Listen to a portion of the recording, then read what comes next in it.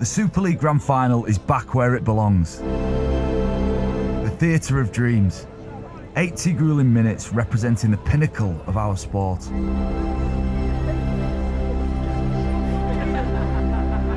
Only a select few know what it's like to experience the Grand Final both on the pitch and from the stands.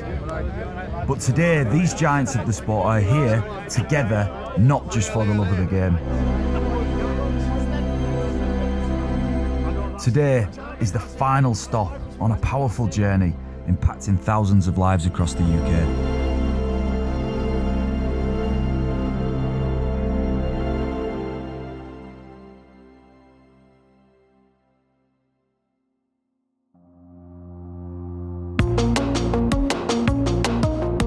Rugby league is the lifeblood of northern communities.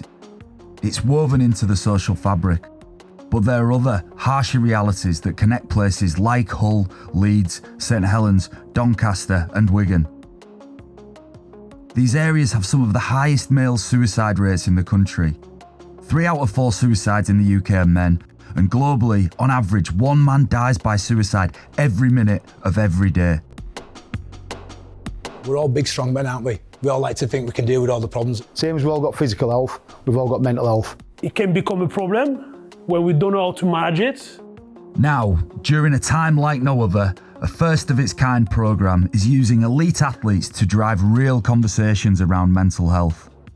This is a workshop for when people do go through problems, because we've all gone through problems. We don't show our emotion, or we don't say when we're struggling. I want to break all those stigma. 15 legends of the game have set out on a journey to share their own untold stories and deeply personal experiences, visiting the heart of rugby league communities as part of Movember's pioneering Ahead of the Game programme. A journey to change the way young men and others think. In my generation, we were told not to talk about mental health. But your generation, we're encouraging you to do the exact opposite. 10 years ago, I lost those 2 friends. They chose to take their life. Some of the things what they wish they'd known about, you guys are going to know about today.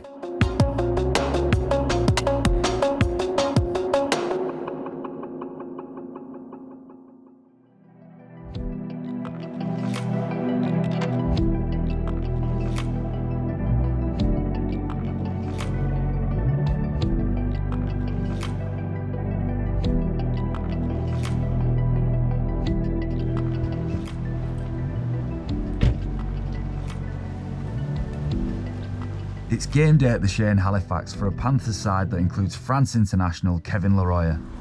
Kevin, Comment ça va? bien, bien, toi? J'ai fini. Parlez-vous anglais? Un petit peu, a little bit.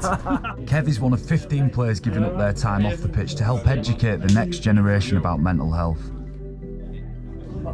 His path into rugby league is a unique one. The sport has defined him, and he's come to value the importance of social connections and the difference people around him can make.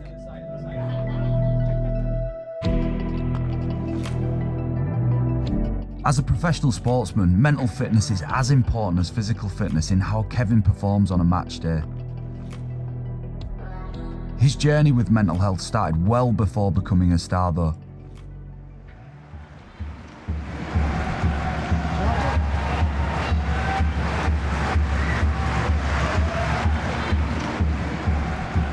As far as I can remember, I always had mental health symptoms. Couldn't find my place at home. I didn't feel I was loved. My mom never really gave me some affections, and that's something I really suffer about. I always feel like I was a liability for her. At the age of 6, I've been taken away from my parents to grow up in a social service house. And obviously, in those kind of places, there's no place for showing emotion or feelings. You have to bottle up and grow a thick skin. Rugby has always been my exit door, so I put my heart in rugby. This is a place I felt valued.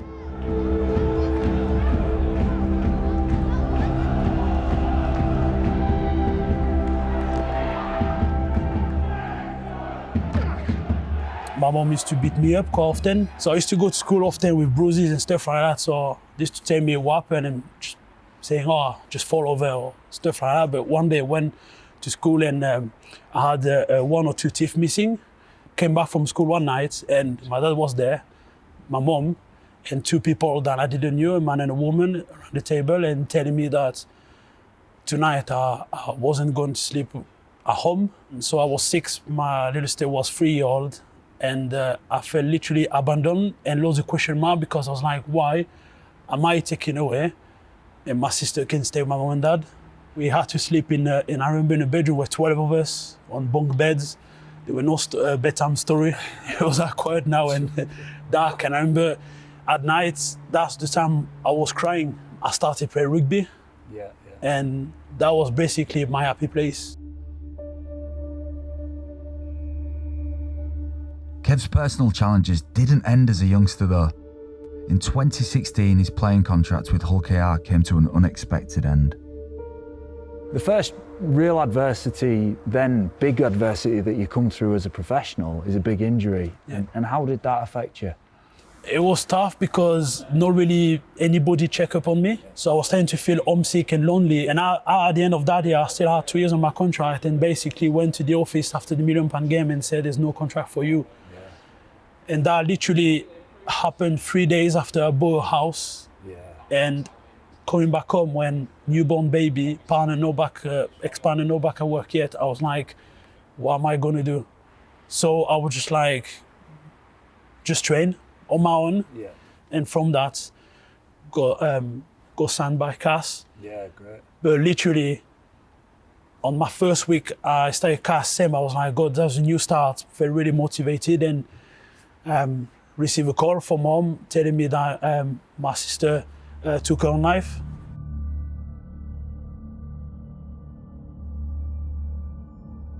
That was tough because a year before that, she tried. And I've done this mistake is coming back and thought she was fine.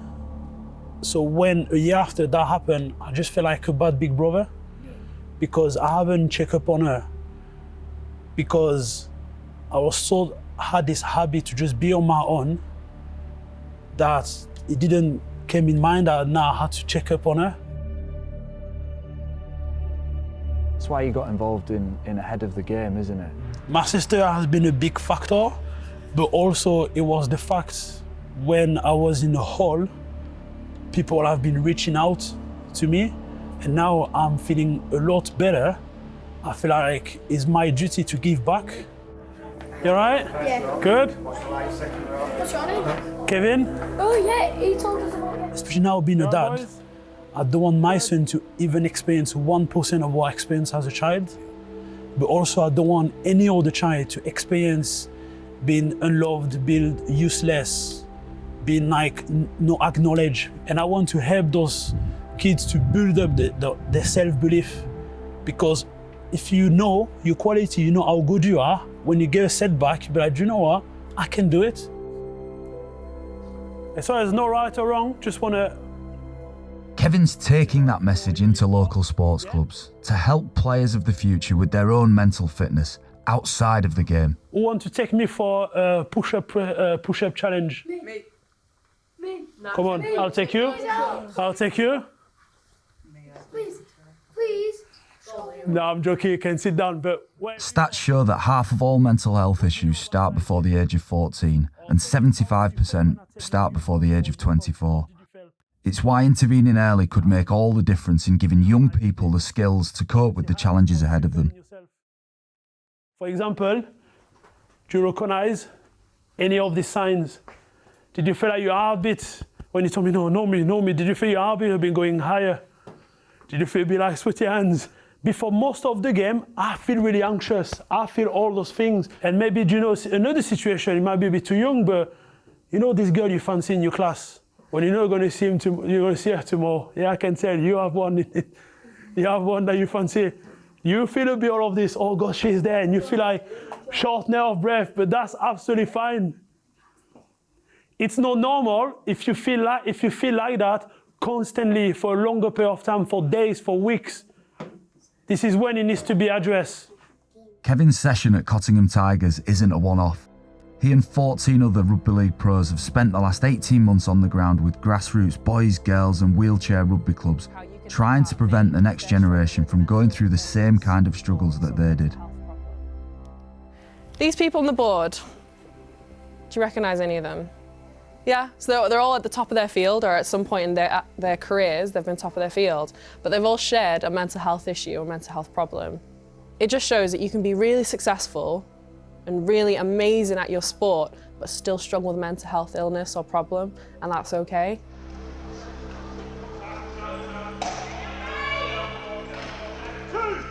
It's just about literally recognising things, whether it be a teammate, family member, whatever it might be. And if you spot some of those signs and symptoms, potentially we can not just help ourselves out, but we can help somebody else out. And there's no better understanding and feeling of that. You know, when somebody is struggling, it's about being able to put your arm out. One of you boys, or guys or girls, will go over in that chair, and I guarantee there's a teammate that'll come up beside and they'll put their arm out and they'll pull you up off ground. So why don't you do that in life? Back at Cottingham, Kevin's reflecting on how similar training could have helped him, and in turn his younger sister. How she felt. And maybe she could have told me that she wasn't feeling right, and maybe I would have been able to help her. Do you understand? So that's why it's really important. And for example, if one of your friends is talking to you about suicide or self-harm, you need to take it really, really seriously. If someone is telling you that, that's a red flag, and you need to speak to an adult straight away. So that's good for me. Just remember one thing, be a good mate. That's really important. And yeah, and take care of yourself as well. That's really, really important. So thanks there for listening to me. Should we do the push-up contest? Do you want to do it? Oh, let's go. Let's do a bit of push-up contest then. Ready. So ready? Go. Let's go.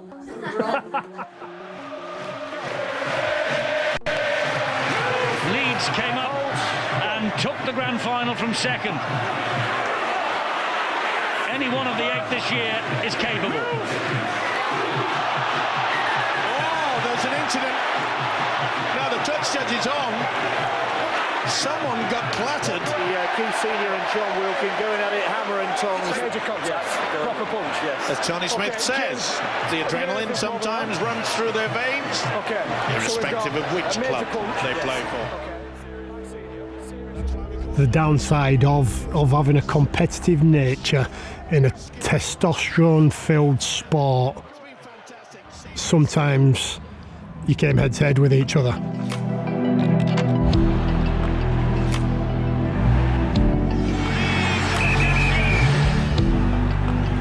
Rhinos legend Keith Senior had a fearsome reputation in Super League, and with it won 5 grand finals during his time at Headingley.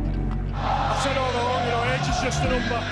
33, but when you come to stuff like this, you just want to keep going. But it was when Keith was still playing at the highest level that things started to fall apart. It's been made here tonight at Old Trafford.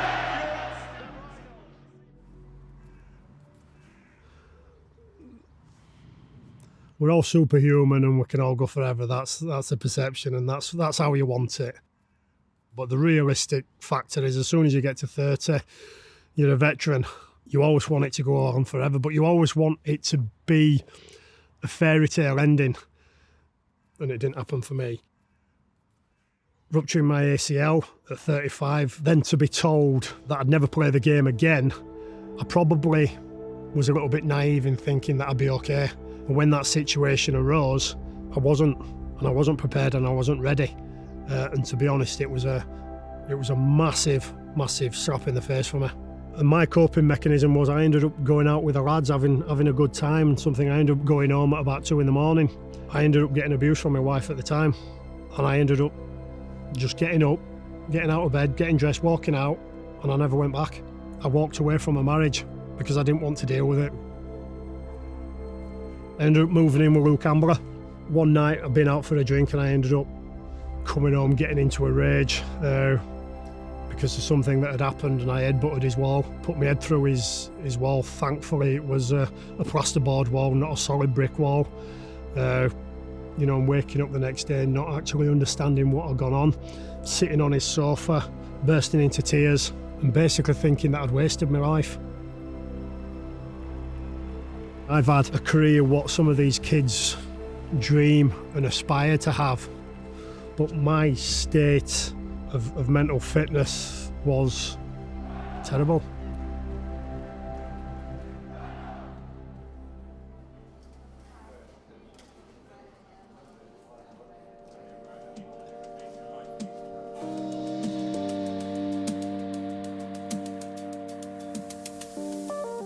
Now, a decade out of the sport, Keith's preparing to educate others about dealing with major change through the Ahead of the Game programme.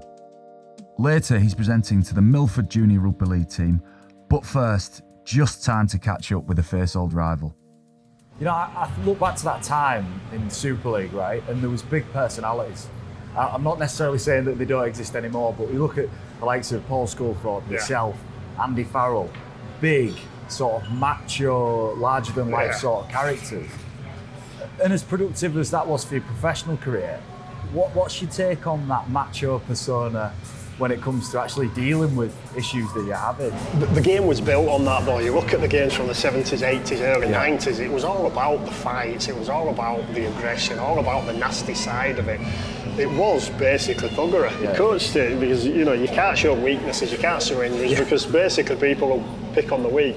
Is that why you knocked me out in 2008? You barely connected. I was making you feel good. That's what I was more embarrassed about. Well, that's it, right? Just don't do it again, Keith. All right. I think one thing I find interesting about your story, Keith, was when you mentioned change. So your career finishing was quite an abrupt source of change, and when I look back to people I speak to, change is always central to their story, whether it's to struggle or to success. And that point in your career, that change from being at the top of your game or there or thereabouts to then not being able to play the game, that was a huge change. Were you ready? Yeah. Were you ready to deal with that?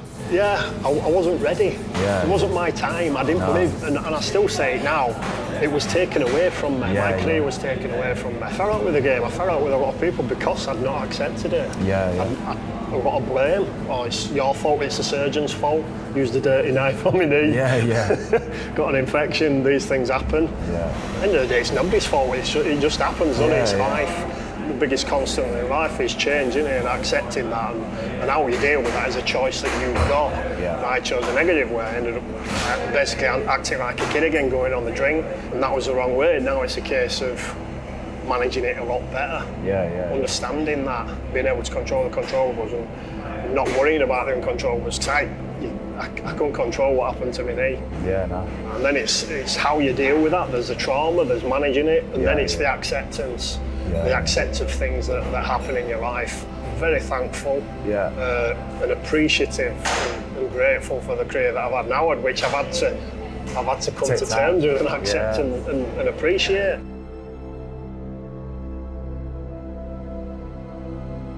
Players like Keith and fellow ex-pro Sean Lunt have joined forces with the Movember charity to find out whether professional athletes can successfully deliver mental fitness training to young people.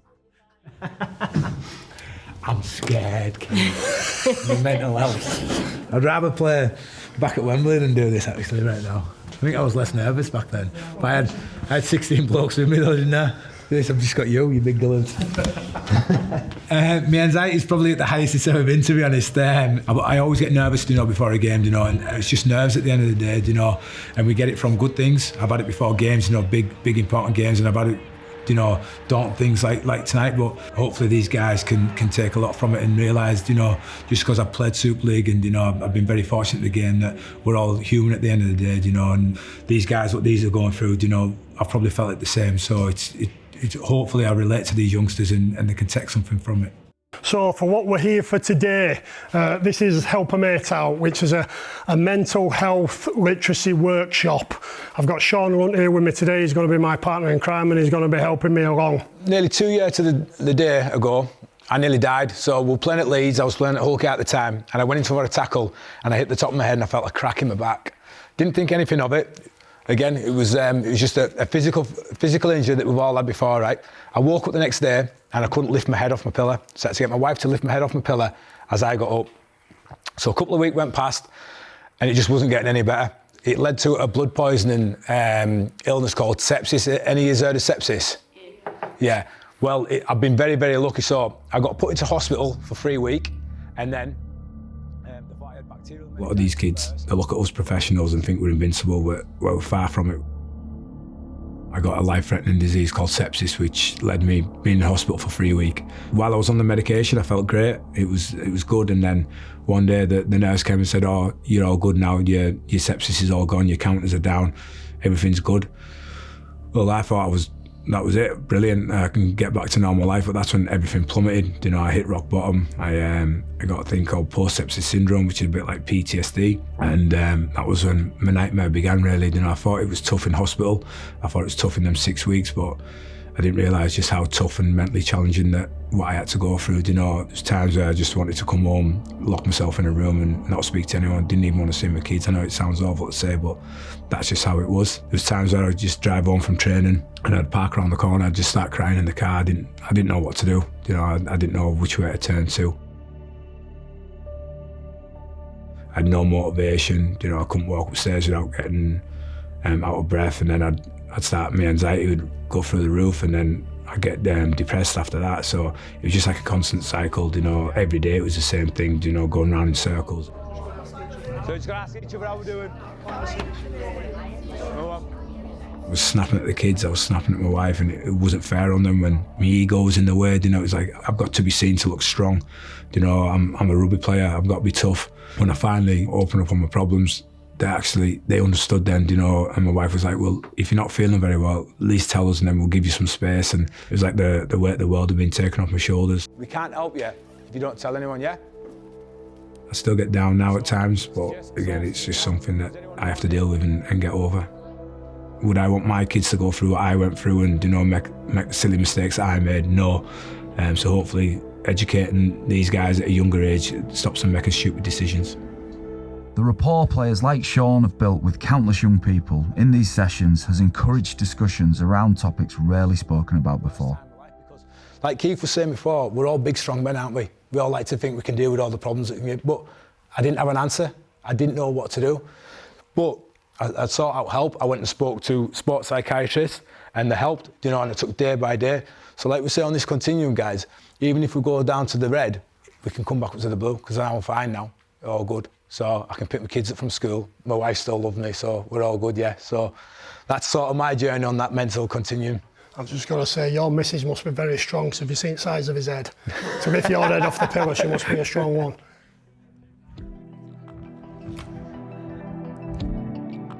I've been playing rugby league for 4 years. And my dream is to play in the Super League.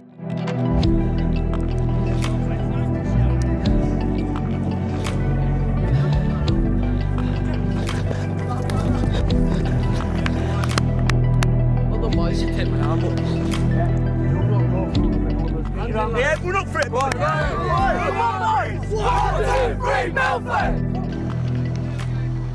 Movember's Ahead of the Game campaign is reaching thousands of players like 14-year-old Lucas, starting conversations around mental fitness at an early age.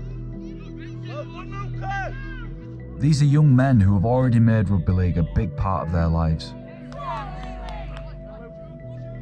For Lucas and his teammates, the programme sheds light on the realities of playing at the top level of the sport.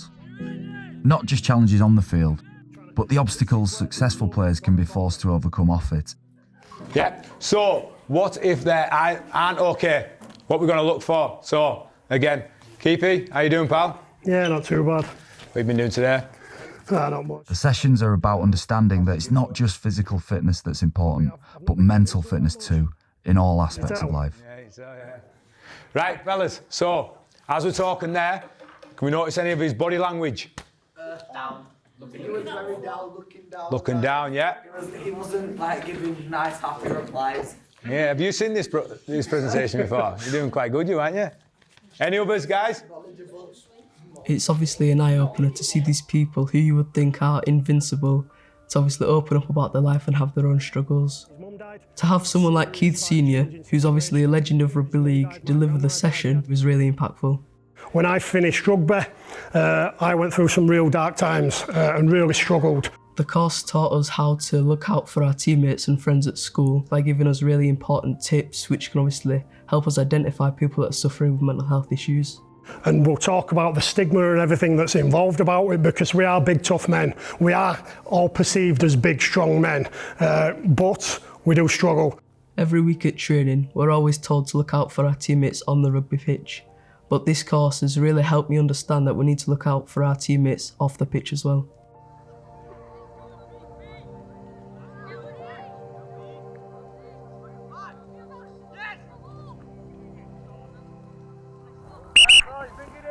Come in, lads, come in. Everyone all right? Yeah. What's everyone's thoughts on Sunday? On the game now, this? When I thought that we lost the game before we started. When I said to you before when we was warming up, we were dead quiet. No one wanted to speak. No one was saying anything. Everybody's heads were down. And how many times do I talk about body language? I talk about it all the time. It's a massive indicator. I can tell what somebody's thinking. Paul would now coach his junior side, SHEVINGTON Sharks. That's it. That's it, and pass it on, good stuff. Bit louder here. The team includes his son, George, a similar age to Lucas, who is starting his own journey in rugby league.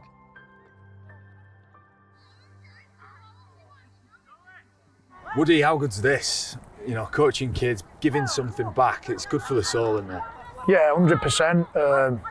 You know, feel like you have an obligation to give something back to the game that's give you so much. So, you know, who'd not want to hopefully have an hand in some of these young kids' futures if they want to be professional rugby players and, you know, help the development as people, really. Yeah, and you certainly, look, achieved everything, an unbelievable career.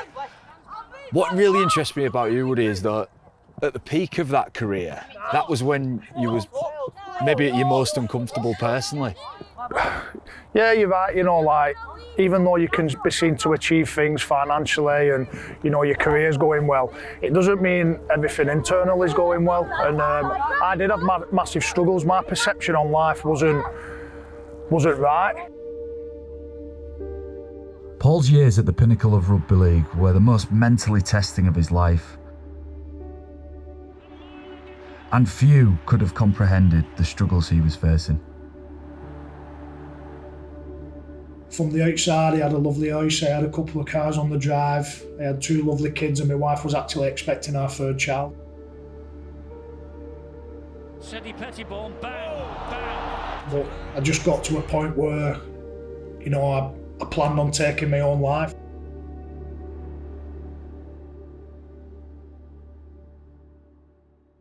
A lot of people think my struggles started in 2012 after an horrific injury really in the grand final, but there's a big backstory before that injury actually happened. From the age of 12 or 13 I developed obsessive compulsive disorder. It's an illness where your head plays tricks on you, intrusive thoughts, you carry out rituals, and I lived with that for a long time, and on the back of that I got a lot of anxiety and depression come on the back of it as well.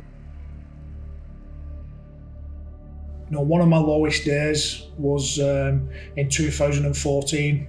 I'd had a knee operation and then my first game back I ruptured my biceps, so I missed a lot of rugby league, which, you know, looking back was a good coping mechanism for me in a lot of ways. That day, you know, I was contemplating it, and, you know, some guy drove up to me in a lay-by and virtually talked me out of it, give me a good telling off, because somebody that he'd known had recently they'd just done the same thing, and it was a massive eye-opener. You know, it was a big realisation about how my head can play tricks on me, and, you know, tell me that life's not worth living, but it actually is. And, you know, being in that place of sort of not wanting to die but also wanting to die is a difficult place to be. But, you know, I've got a really supportive family who love me and, you know, want to see the best for me. So, you know, speaking to my wife who's been my rock, it's just been a real blessing really. And I think one of the biggest things at the moment is training to be an actual counsellor. Is sort of like counselling yourself and putting me in a good headspace as well. So that's been a massive positive. But today, I try and use them skills to be a better parent. You know, one of the major things that I do with my kids is I ask them, are they okay? You know, and then I listen to them and, you know, try to help them if they've got any issues going on in their life. You know, you can get through whatever difficult times you're going through, and there's coping mechanisms out there.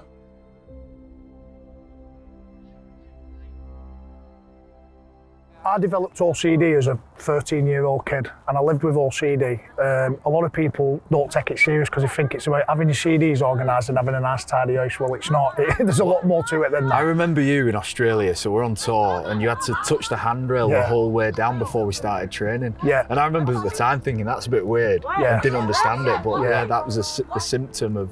Yeah, and in my head, if I don't do that, I'm catastrophising things. You know, my family's going to die, the plane's going to crash on its way on the way home. All these things are going through my head if I don't do this. Yeah. That should have been the pinnacle of my career. I was touring with Great Britain, Australia, New Zealand. The height of my career, I was excelling career-wise, but I was at crisis point in my head. How did you get from the point where you're considering taking your own life and you're catastrophising everything in your life to where you are now? I ended up in Manchester Royal Infirmary, and at that point I was sat round with my wife and my 3 kids. My newborn had just been born, and I thought, you know what, I need to get myself out of this situation. So I had to do a lot of soul searching, and I surrounded myself with a great support network. And the people who I associate myself with now, the people who I can ring and speak openly about how I feel, if I need any advice, that is the key to where I am today. And having people who understand how you feel or can empathise with how you feel, you know, that is a massive, massive thing. To be able to sit down and share that, and people say, yeah, I've done that. And then they share back to me and I say, well, yeah, I've done that. And think, oh, I'm not on my own. There are people who think like this. So you've got a calm mind now. Yeah. You know, you speak to people who you can empathise with, you're here coaching kids, putting a bit back. Are you still working at it now? Is it a constant process for you? Do you know what? It is, yeah, it is, but I am in such a good place. Like, my darkest days are like way behind me. I know exactly how I keep myself well. I can quite easily have a moment where, you know, maybe for a minute or 2 minutes, I can be catastrophising a situation, the world's going to end. But once I recognise that, and again, it might take me a minute, 2 minutes, 5 minutes, I just recognise it and I do what I need to do. And you know what, 9 times out of 10, it's pick the phone up and ring somebody who can support me. Yeah. And that's what I do.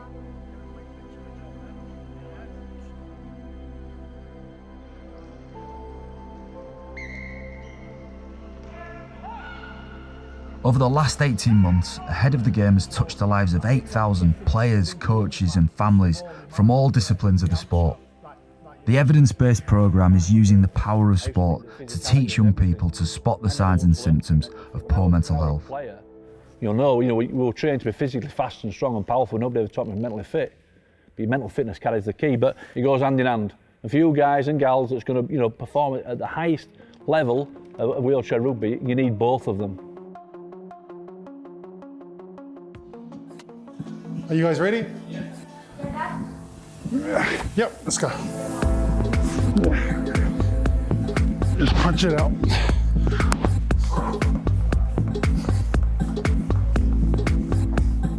Press, boys. Single arm snatch. Right arm next. 2 rounds of it.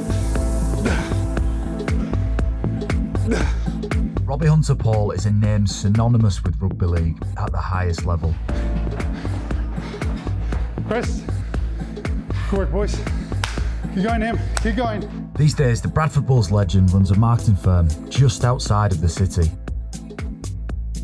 At 11 a.m. every day, the team down tools and get active.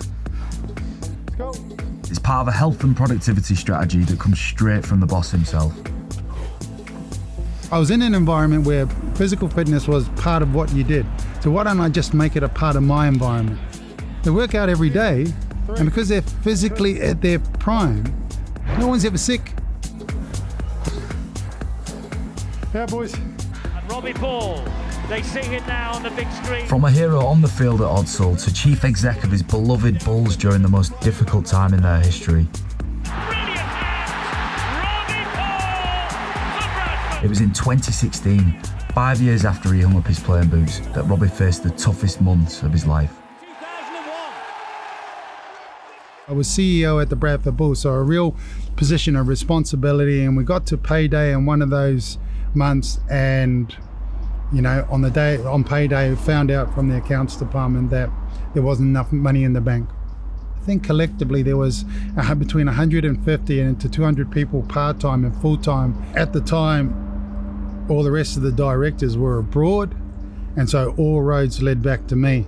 And I got to admit, it was heartbreaking. You know, I had people coming wanting their wages to my door, and I had nothing I could tell them. It was embarrassing, it was frustrating, and it was frightening. I'll admit that. The mother of my two oldest children, in a very short amount of time, she was diagnosed with terminal cancer, and she passed away. Both of my kids were living with me at the time, so I had the challenge of trying to hold them together. Their mum's dying. All of that knitted together in a really short amount of time. And throughout my life, I'd been a captain, I'd been a leader, been the person with all the answers. So that's what I expected of myself. And so I was trying to deal with all of these problems, and I couldn't think straight. I wasn't sleeping, I wasn't eating, I wasn't doing things that I normally do, like daily exercise. I was just trying to breathe, and I was even struggling to breathe. I was just being pulled apart at the seams. We got this. Nearly home. We're nearly home. I've always been smart enough to listen to doctors and coaches and physiotherapists when I needed physical support, and this was an opportunity for me to listen to people when I needed mental support. And so I reached out to Rugby League Cares, through Rugby League Cares out to Sporting Chance, and very quickly they put me on one-to-one sessions with a counsellor. It started my journey into mental health support. Are we ready to get underway? Yeah, there's one not here, I don't think it's coming. Okay. I've always considered myself a strong person, and I've always felt like I've had all the answers. And until I started to learn that there was a better way of looking after your own mental health, very much like there's a better way of looking after your own physical health by eating the right foods, exercising, doing things like meditation, taking time, being present. I started to then learn that there was a better way to look after your mental health. And when you look after your mental health, everything else falls into place. So afternoon, lads. Hope everyone's doing okay this evening. You are? Are you all good? Yeah. Okay, let me just introduce myself. When we slide down the continuum towards mental illness and mental health issues, our productivity lowers. When you move back up the continuum towards mental fitness, you're more productive, you're a happier person, your quality of life improves. And that's something that no one ever tells you. It's real-world insights like this that Robbie brings to the Ahead of the Game programme. As lads, we've got a responsibility to actually understand our own mental health a little bit better, start having those conversations. Broadly targeting teenagers in junior rugby league clubs across the country. 1 in 5 of them may experience a mental health problem in any given year. So the ALEC model. ALEC model, it's an acronym. We ask how a mate's doing, we listen to what they say. Important that we listen to what they're saying, and we pay attention, because there's nothing worse than trying to tell someone what's going wrong and they're not paying attention. Mobile phone's more important. It ain't. It might mean their life.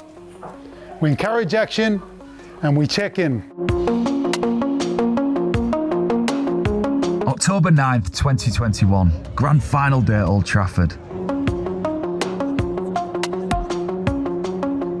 In the 728 days since Super League's biggest clash was last played here, Movember's Ahead of the Game programme has educated thousands of people, building lasting conversations around mental health. What's one thing that you'll take away from today? Go on, pal. Listen to people. That's it, mate. Good stuff. So what are the things you might notice? Lack of sleep. When you feel dizzy, yeah, shortness of breath like that one. Stomach feels tight. You guys are bang on. If your mate telling you, do you know I'm struggling, what do you have to do to help him, do you think? Listen to them. Exactly. Do you know what? There's nothing else you have to do apart listening to him. Shortly, the players delivering the sessions and some of the junior recipients will meet again in the culmination of Super League 26. Challenge Cup winner Johnny Lawless has been part of the Ahead of the Game journey too, and knows personally about the power of talking when it comes to mental health. When I heard what it was about, I jumped to the chance. It's been thoroughly rewarding for myself to go down community clubs delivering these presentations to kids from 12 to 18-year-old. It's been given me a great insight. It's great. Why did you feel compulsed to get involved and to try and make a difference? I'm involved at a community club called Siddle, my amateur club. That's where I used to play for as a kid. Just over 10 years ago, over the 16-month period, we lost 2 players. Obviously down to the mental health who took their life, 2 great people who were very close to Matthew Smith and Nick Shaw.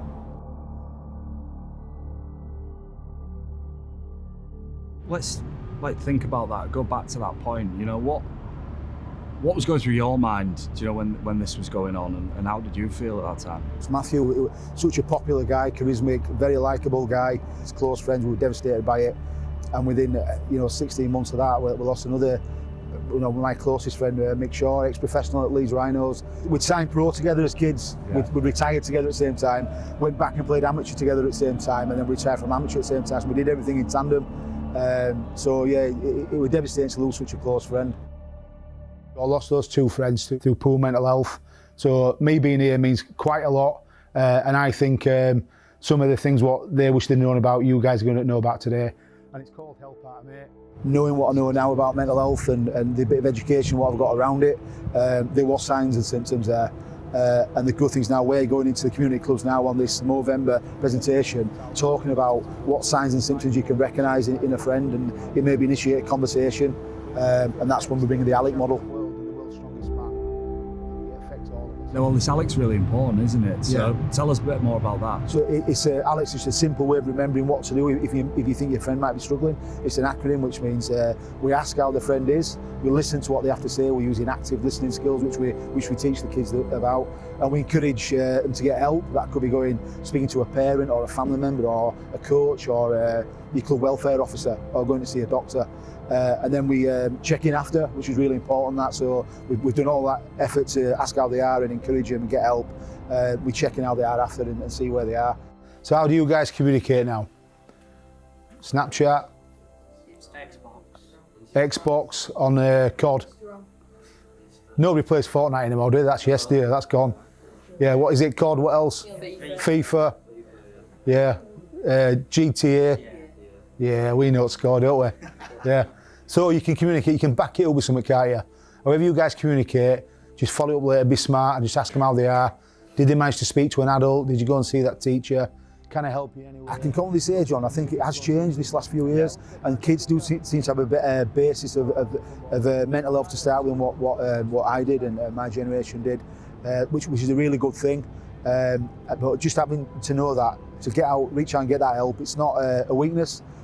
Talk to a friend, talk to a teammate, and get the help you need and get back to being mentally fit like we want to be, playing this tough sport, what we all play. Yeah, and the sport feeds into it, doesn't it? Because the sport is tough and robust, and we're probably coached to hide weaknesses, aren't we? Yeah. So Rugby League has got a very unique sort of stance when it comes to mental health or unique circumstances. Absolutely. I think the game Rugby League, we all love it.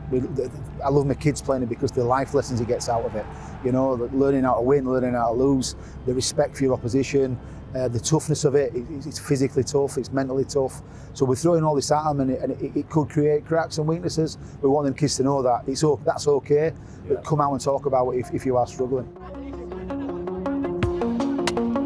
In the most testing of times, the Ahead of the Game programme has unlocked the wisdom of former top flight players and has seen them form relationships with the newest entrants into the sport. Young players with ambitions to reach these same celebrated heights, now better equipped for what lies ahead of them. Today, they're reunited to enjoy the sport on its grandest stage, with new skills to take on all of life's challenges. From the moment I got involved with Ahead of the Game, I just felt like it was the right thing to do. It's been so beneficial for me personally, and I've gained so much out of it. We had a great day today, and the thing I'll take away most is to look out for my mates. If I ever see a friend that's a bit down, I'll always ask if they're all right. Seeing that the kids are actually learning something, coming away having some conversations, and it's really reassuring that some of them understand. This is the untold journey to the grand final of Super League. For the teams on the pitch today, it's been a test of their physical and mental resolve. But this story has pointed the cameras in the other direction, to a pioneering project, testing whether professional athletes can effectively deliver mental fitness training to young people through the lens of their own lived experience.